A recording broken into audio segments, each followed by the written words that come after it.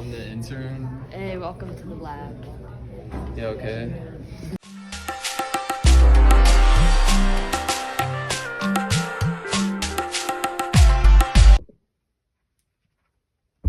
Whoa, this is quite the lab. Hi, you must be the intern that I heard so much about. I am the scientist in charge of the Tay-Sachs branch in the hospital. Come to my desk and I can show you a lot that we've been researching. I can give you a lot of background information about it. Alright, so basically Tay-Sachs starts in a person's DNA where there's a genetic mutation and causes for a lack of an enzyme.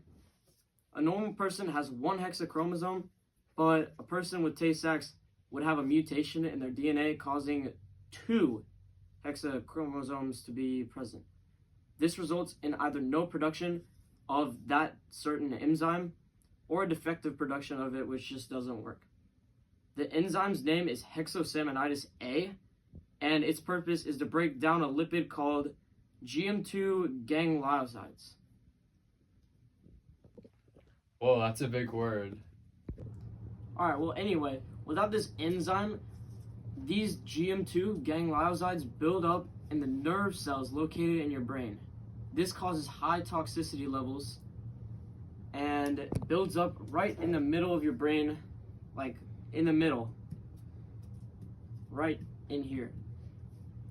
And this causes your nervous system to malfunction. And this is the biology. And now we could talk about the damages. Well, what does this genetic disease do to you? Well, why don't you help him with that, doctor? Well, of course.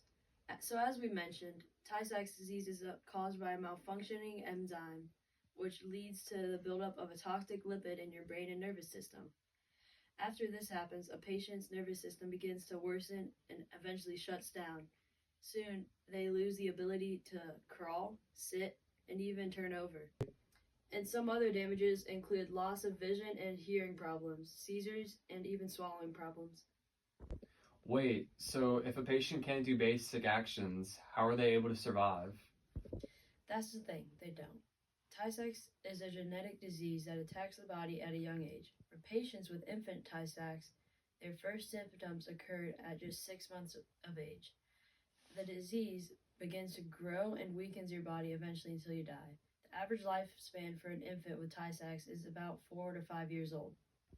Some people might get symptoms later in their lives at ages 2 and 3. These people have juvenile Tay-Sachs disease and have an average lifespan of about 15 years.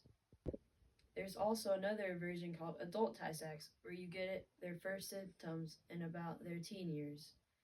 People who have a near normal life expectancy about 50 to 70. This is maybe very sad to some people, but is an extremely rare disease happening in 1 every 1,000,000 people born. There's gotta be some sort of treatment, right? That brings us to the last part about Tay-Sachs we need to tell you about. So what is the treatment for Tay-Sachs? I mean, there's gotta be at least a cure, right? Sad to say, but there is no cure for Tay-Sachs. The best we can do right now is just treat the current patients and keep researching for a cure. Oh, so how do you treat the patients then? We have a variety of ways we treat our patients. First, we can manage seizures. This means that we actively conduct tests on their brains and give them medications to monitor the possibility of having a seizure and reduce them. Another way we help is by providing respiratory support. Since these patients do not have a lot of control over their bodies, this helps them clear mucus from their lungs and makes it easier for them to breathe and do basic things. Other methods can include helping them eat and digest food, eyesight therapy, and having psychiatrists check up on them regularly. Although the patient will eventually pass away, all of these treatments are our effort to try and slow down the disease progression and try to maximize the lifetime of our patients.